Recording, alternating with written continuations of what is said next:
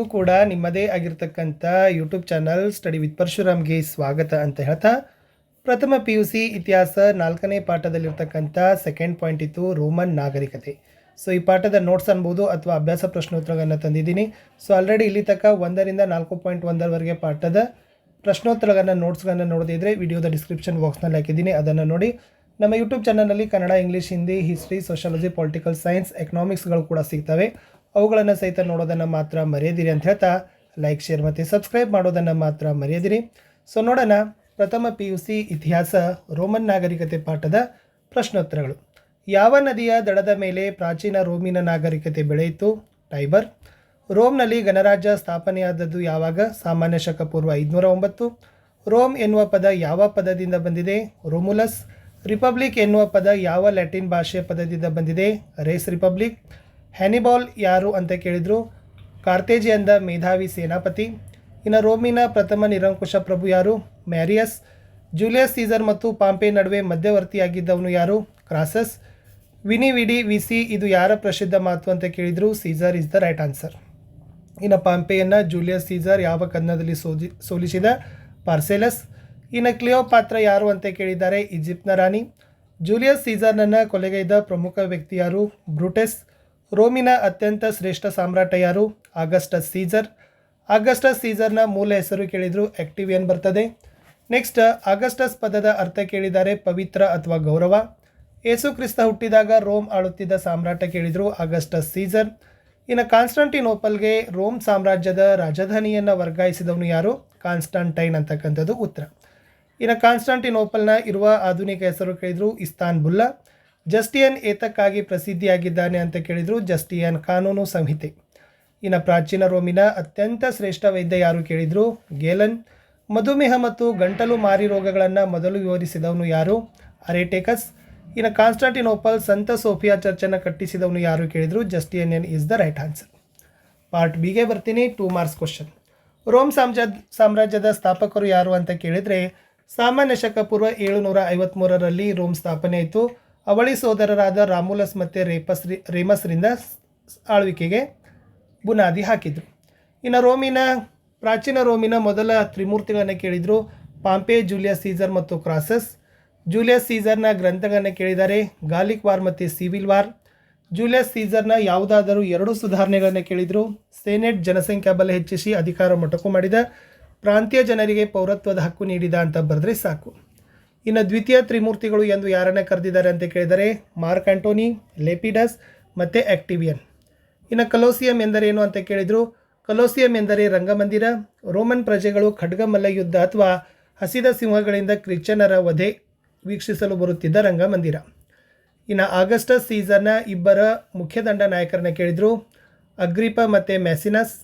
ಇನ್ನು ಆಗಸ್ಟಸ್ ಅಲಂಕರಿಸಿದ 4 ಕವಿ ಅಥವಾ ಬರಹಗಾರರ ಹೆಸರು? ಲೇವಿ, ಹೂರಿಸಾ, ವರ್ಜಿಲ್ ಮತ್ತು ಓವಿಡ್. ಇನ್ನು ಫ್ಯಾಕ್ಸ್ ರೋಮಾನ ಎಂದರೆ ಏನಂತ ಕೇಳಿದ್ದಾರೆ? ಫ್ಯಾಕ್ಸ್ ರೋಮಾನ ಎಂದರೆ ರೋಮನ್ ಶಾಂತಿ ಮಹಾನ್ ಸಾಮ್ರಾಜ್ಯದ ಸ್ಥಾಪನೆ. ಇನ್ನು 10 ಕೋಷ್ಟಕಗಳು ಎಂದರೇನು ಅಂತ ಕೇಳಿದರು? ಅದು ರೋಮನ್ ಕಾನೂನು ವಿವರಿಸುವ ಲಿಖಿತ ಸಂಹಿತೆ ಅಂತಕ್ಕಂಥದ್ದು ಉತ್ತರ ಬರ್ತದೆ. ಇನ್ನು ಜಸ್ ಜೆಂಟಿಯಮ್ ಎಂದರೇನು ಅಂತ ಕೇಳಿದ್ದಾರೆ? ಸೊ ಅದರಲ್ಲಿ ಏನಪ್ಪ ಅಂತಂದ್ರೆ, ರೋಮನ್ನಲ್ಲಿದ್ದ ವಿದೇಶಿಯರಿಗೆ ರೋಮ್ ಪೌರತ್ವವಿಲ್ಲದೆ ರೋಮ ಸಾಮ್ರಾಜ್ಯದಲ್ಲಿ ವಾಸಿಸುವವರಿಗೆ ಅನ್ವಯವಾಗುವ ಕಾನೂನು. ಪ್ರಾಚೀನ ರೋಮಿನ 2 ಇತಿಹಾಸಗಾರರು ಸಲ್ಲುಸ್ ಮತ್ತು ಪೋಟಾರ್ಕ.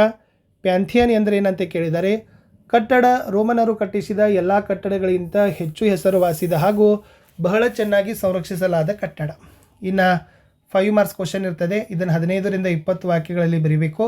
ಸೊ ಫಸ್ಟ್, ರೋಮನ್ ಮತ್ತು ಕಾರ್ತೇಜರ ನಡುವೆ ನಡೆದ ಯುದ್ಧಗಳನ್ನು ಸಂಕ್ಷಿಪ್ತವಾಗಿ ವಿವರಿಸಿರಿ ಅಂತ ಕೇಳಿದ್ದಾರೆ. ಇಲ್ಲಿ ರೋಮ್ ಗಣರಾಜ್ಯ ಮತ್ತು ಕಾರ್ತೇಜ್ ನಡುವೆ ಪಶ್ಚಿಮ ಮೆಡಿಟರೇನಿಯನ್ ಪ್ರದೇಶದ ಮೇಲೆ ಹತೋಟಿ ಸಾಧಿಸಲಿಕ್ಕೆ ಯುದ್ಧ ನಡೀತವೆ. ಇದನ್ನೇ ಪ್ಯೂನಿಕ್ ಯುದ್ಧ ಅಂತ ಕರೀತಾರೆ. ಇದು ಸಾಮಾನ್ಯ ಶಕ ಪೂರ್ವ 264ರಿಂದ 246ರವರೆಗೆ ದೀರ್ಘಕಾಲದವರೆಗೆ ನಡೀತು. ಮೊದಲನೇದು ಮೂಲತಃ ನೌಕಾಯುದ್ಧವಾಗಿತ್ತು.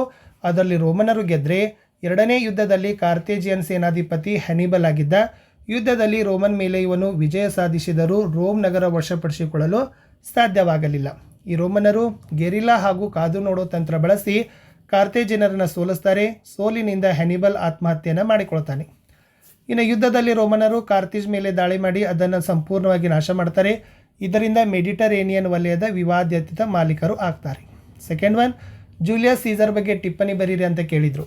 ಈ ಗೇಯಸ್ ಜೂಲಿಯಸ್ ಸೀಸರ್ ಸಾಮಾನ್ಯ ಶಕಪೂರ್ವ 48ರಿಂದ 44 ಓರ್ವ ಶ್ರೇಷ್ಠ ಸೇನಾನಿ, ಸರ್ವಾಧಿಕಾರಿ, ಸುಧಾರಕ ಮತ್ತು ಪ್ರಾಚೀನ ರೋಮಿನ ಪ್ರತೀಕ. ಪಾಂಪ್ ಮತ್ತು ಕ್ರಾಸಸ್ನೊಂದಿಗೆ ರೋಮ್ ರಾಜ್ಯವನ್ನು 3 ಭಾಗಗಳಾಗಿ ವಿಂಗಡಿಸಿ ಗಾಲ್ ಪ್ರದೇಶದಲ್ಲಿ ಆಳ್ವಿಕೆಯನ್ನು ಮಾಡ್ತಿದ್ದ. ಈ ತ್ರಿವಳಿ ಗುಂಪಿಗೆ ಕ್ರಾಸಸ್ ಮಧ್ಯವರ್ತಿ ಆಗಿದ್ದ. ಆದರೆ ಅವನ ನಿಧನದ ನಂತರ ಸೀಸ ಮತ್ತು ಪಾಂಪೆ ನಡುವೆ ಅಧಿಕಾರಕ್ಕಾಗಿ ಕಚ್ಚಾಟ, ಅಂತಃಕಲಹ ಆರಂಭವಾಗ್ತದೆ. ಸೀಸ್ ಪಾರ್ಸಲಸ್ ಯುದ್ಧದಲ್ಲಿ ಪಾಂಪೆಯನ್ನು ಸೋಲಿಸಿ ಈಜಿಪ್ಟ್ವರೆಗೂ ಬೆನ್ನಟ್ಟಿ ಹತ್ಯೆಗೈತಾನೆ. ಮುಂದೆ ಸೀಸ ರೋಮನ್ ನಿರಂಕುಶ ಪ್ರಭುವಾಗಿ ಆಳ್ವಿಕೆ ನಡೆಸ್ತಾನೆ. ಲಿಬರೇಟರ್ ಮುಖಂಡ ಬ್ರೂಟಸ್ನಿಂದ ಸೀಸ್ ಸೆನೆಟ್ ಸಭೆಯಲ್ಲಿ ಹತ್ಯೆ ಆಗ್ತಾನೆ. ಸೀಸರನು ಆಡಳಿತದಲ್ಲಿ ಮಹತ್ವದ ಬದಲಾವಣೆ ಹಾಗೂ ನಾಗರಿಕ ಸುಧಾರಣೆಯನ್ನು ತರ್ತಾನೆ. ಸೆನೆಟ್ ಸಂಖ್ಯಾಬಲವನ್ನು ಹೆಚ್ಚಿಸಿ ಅದರ ಅಧಿಕಾರವನ್ನು ಮೊಟಕು ಮಾಡ್ತಾನೆ. ಬಡವರಿಗೆ ಭೂಮಿ, ಉದ್ಯೋಗಾವಕಾಶ ಕಲ್ಪಿಸ್ತಾನೆ. ಪ್ರಾಂತೀಯ ಜನರಿಗೆ ಪೌರತ್ವದ ಹಕ್ಕು ಕೊಡ್ತಾನೆ. ಭ್ರಷ್ಟ ಮತ್ತು ದಬ್ಬಾಳಿಕೆ ಪ್ರಾಂತಾಧಿಕಾರಿಯನ್ನು ತೆಗೆದುಹಾಕಿ ಜೂಲಿಯನ್ ಕ್ಯಾಲೆಂಡರ್ ಜಾರಿಗೆಯನ್ನು ತರ್ತಾನೆ. ಮುಂದಿನ ಪ್ರಶ್ನೆ, ಪೂರ್ವ ರೋಮನ್ ಸಾಮ್ರಾಜ್ಯದ ಏಳಿಗೆಯ ಬಗ್ಗೆ ಸಂಕ್ಷಿಪ್ತವಾಗಿ ವಿವರಿಸಿರಿ ಅಂತ ಕೇಳ್ತಾರೆ. ಇಲ್ಲಿ ಆಗಸ್ಟಸ್ ಸೀಸರ್ನ ಅಂತ್ಯದೊಂದಿಗೆ ಪೂರ್ವ ರೋಮನ್ ಸಾಮ್ರಾಜ್ಯ ಉದಯವಾಗ್ತದೆ. ಮಾರ್ಕಸ್ ಅರೇಲಿಯಸ್ ಇದರಲ್ಲಿ ಒಬ್ಬ ದಕ್ಷ ಆಡಳಿತಗಾರ. ಇವನ ಉತ್ತರಾಧಿಕಾರಿಗಳಾಗಿದ್ದ ಕ್ಯಾಲಿಗುಲಾ ಮತ್ತು ನೀರು ಕೆಟ್ಟ ಸಾಮ್ರಾಟರು ಆಗಿರ್ತಾರೆ. ಈ ನೀರು ತನ್ನ ಹೆಂಡತಿ ಮತ್ತು ತಾಯಿ ಸೇರಿದಂತೆ ಅನೇಕರನ್ನು ಕೊಲೆ ಮಾಡ್ತಾನೆ. ಡೆಕೋಕ್ಲಿಸಿಯನ್ ಮತ್ತು ಅವನ ಉತ್ತರಾಧಿಕಾರಿಗಳು ರೋಮನ್ ಆಡಳಿತವನ್ನು ತಡೀತಾರೆ. ಈ ಕಾನ್ಸ್ಟಂಟೈನ್ ದೊರೆ ತನ್ನ ರಾಜಧಾನಿಯನ್ನು ಕಾನ್ಸ್ಟಂಟಿನೋಪಲ್ಗೆ ಸ್ಥಳಾಂತರಿಸ್ತಾನೆ. ಇದಕ್ಕಾಗಿ ಈಗ ಅದನ್ನು ಇಸ್ತಾನ್ಬುಲ್ ಅಂತ ಕರೀತಾರೆ. ಇವರು ತಮ್ಮ ಸಾಮ್ರಾಜ್ಯದಲ್ಲಿ ಕ್ರೈಸ್ತರಿಗೆ ತಮ್ಮ ಮತ ಆಚರಿಸಲು ಸ್ವಾತಂತ್ರ್ಯ ಕೊಟ್ಟು ಕ್ರೈಸ್ತೀಕರಣಕ್ಕೆ ಅವಕಾಶವನ್ನು ಕಲ್ಪಿಸಿಕೊಡ್ತಾರೆ. ಜಸ್ಟಿಸಿಯನ್ ರೋಮನ್ನ ಕೊನೆಯ ಪ್ರಬಲ ರಾಜ ಆಗಿದ್ದ. ಇವನು ಪೂರ್ವ ಮತ್ತು ಪಶ್ಚಿಮಾರ್ಧ ಭಾಗದ ಮೇಲೆ ನಿಯಂತ್ರಣವನ್ನು ಹೊಂದಿದ್ದ. ಜಸ್ಟಿನಿಯನ್ ಕಾನೂನು ಸಂಹಿತೆ ಹಾಗೂ ಕಾನ್ಸ್ಟಾಂಟಿನೋಪಲ್ ನಿರ್ಮಿಸಿರುವ ಕಟ್ಟಡಗಳ ಇವರ ಸಾಧನೆ. ಕಾನ್ಸ್ಟಾಂಟಿನೋಪಲ್ ಪೂರ್ವ ರೋಮ್ ಸಾಮ್ರಾಜ್ಯದ ರಾಜಧಾನಿಯಾಗಿತ್ತು.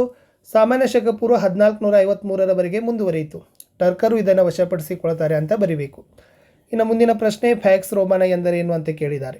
ಇಲ್ಲಿ ಫ್ಯಾಕ್ಸ್ ರೋಮನ ಎಂದರೆ ರೋಮನ್ ಶಾಂತಿ ಮೆಡಿಟರೇನಿಯನ್ ವಲಯದಲ್ಲಿ ಈ ಸಾಮ್ರಾಜ್ಯ ವಿಸ್ತಾರದ ಗುರಿಯೊಂದಿಗೆ ರೋಮನ್ ಅರಸರು ಕಾರ್ಥೇಜ್, ಗಾಲ್, ಬ್ರಿಟನ್ ಹಾಗೂ ಏಷ್ಯಾ ಮೈನರ್ ರಾಷ್ಟ್ರಗಳ ಮೇಲೆ ದಾಳಿಯನ್ನು ನಡೆಸ್ತಾರೆ.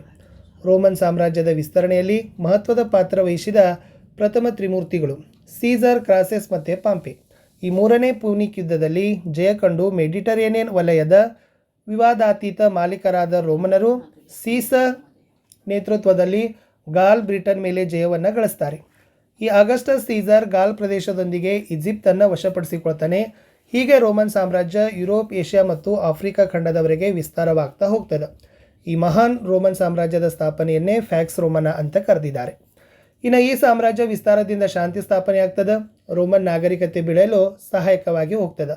ರೋಮ್ ತನ್ನ ಸೈನ್ಯ ಬಲದಿಂದ ಇಡೀ ಮೆಡಿಟರೇನಿಯನ್ ಪ್ರಪಂಚಕ್ಕೆ ಶಾಂತಿಯನ್ನು ಒದಗಿಸ್ತಾನೆ.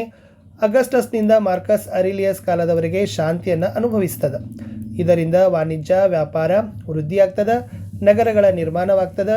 ರೋಮನ್ ಆಳ್ವಿಕೆಗೆ ಒಳಪಟ್ಟವರಿಗೆಲ್ಲ ರೋಮನ್ ನಾಯಕತ್ವವನ್ನು ಕೊಡ್ತಾರೆ. ಇದು ಸಮಾನತೆಗೆ ಅವಕಾಶವನ್ನು ಕಲ್ಪಿಸ್ತದೆ ಅಂತಕ್ಕಂಥ ಬರೆದ್ರೆ ಸಾಕು. ಇನ್ನು ಮುಂದಿನ ಪ್ರಶ್ನೆ, ರೋಮನ್ ಕಾನೂನಿನ ಬಗ್ಗೆ ಒಂದು ಟಿಪ್ಪಣಿ ಬರೀರಿ ಅಂತ ನಿಮಗೆ ಕೇಳಿದ್ದಾರೆ. ಸೊ ಏನು ಬರಿಬಹುದಂದರೆ, ರೋಮನ್ ಕಾನೂನು ವಿಶ್ವದ ನಾಗರಿಕ ದೇಶಗಳ ಮೇಲೆ ಅಗಾಧವಾದ ಪ್ರಭಾವವನ್ನು ಬೀರ್ತದೆ. ಇದು ಅವರ ಬೌದ್ಧಿಕ ಕೊಡುಗೆಯಾಗಿದೆ.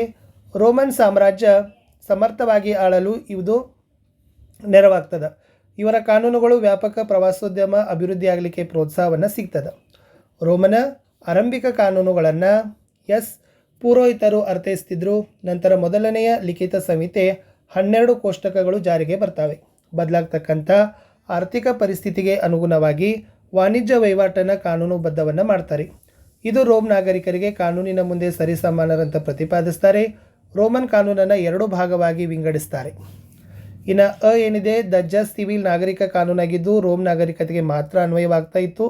ಇನ್ನು ಜಸ್ಟ್ ಜೆಂಟಿಯನ್ ಮೂಲತಃ ರೋಮ್ದಲ್ಲಿದ್ದ ವಿದೇಶಿಯರಿಗೆ ಹಾಗೂ ರೋಮನ್ ಪೌರತ್ವವಿಲ್ಲದ ಸಾಮ್ರಾಜ್ಯದಲ್ಲಿ ವಾಸಿಸ್ತಕ್ಕಂಥವ್ರಿಗೆ ಅನ್ವಯ ಇದು ಆಗ್ತಿತ್ತು.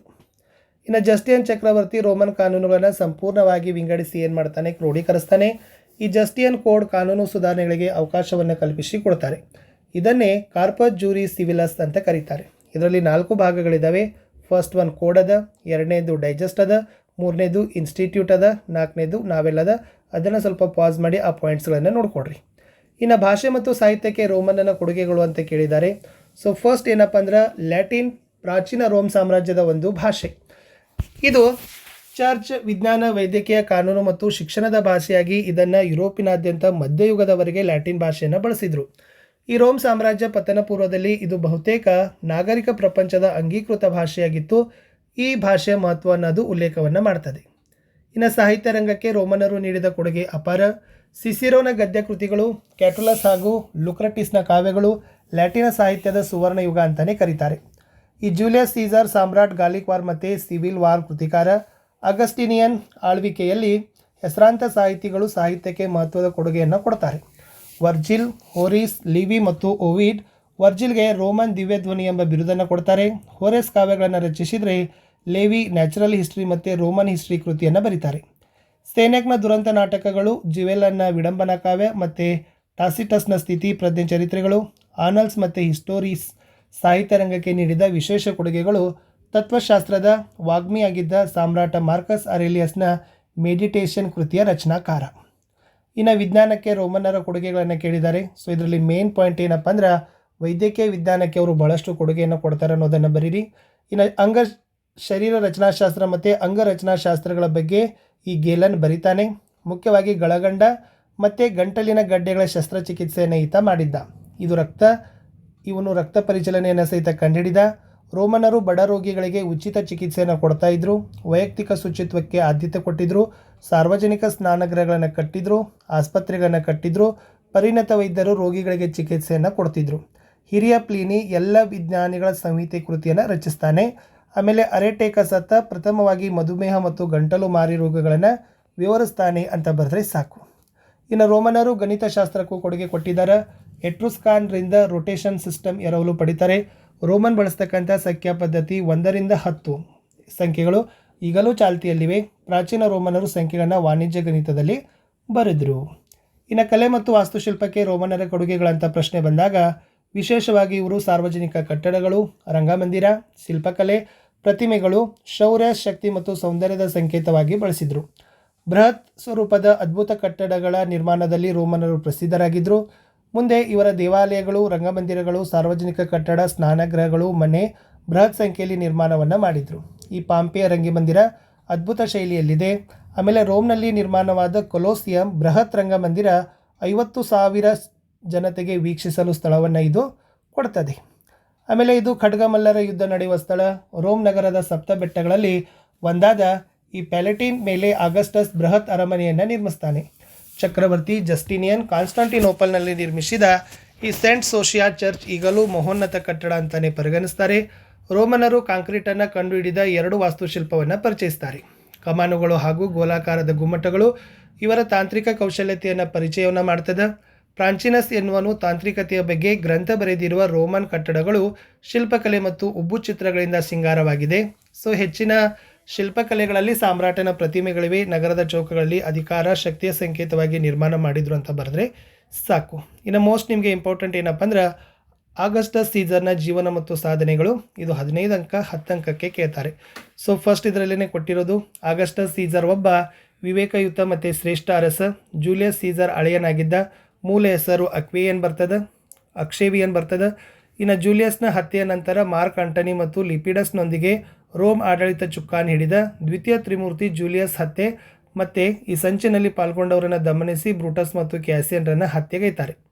ರೋಮ್ ಸಾಮ್ರಾಜ್ಯವನ್ನು ತ್ರಿಮೂರ್ತಿಗಳು ತಮ್ಮಲ್ಲಿ ಹಚ್ಚಿಕೊಂಡು ವಿರೋಧಿಗಳು ಹತ್ತಿಕ್ಕಿ ಅವರ ಆಸ್ತಿಗೋಲನ್ನು ಮುಟ್ಟುಗೋಲು ಹಾಕ್ತಾರೆ. ಲೆಪಿಡಾಸ್ ಆಫ್ರಿಕಾ, ಆಂಟೋನಿ ಪೂರ್ವ ಪ್ರಾಂತ, ಇಟಲಿ ಮತ್ತು ಗಾಲ್ ಪ್ರದೇಶವನ್ನು ಆಗಸ್ಟಸ್ ತನ್ನ ಹಿಡಿತದಲ್ಲಿಟ್ಟುಕೊಳ್ತಾನೆ.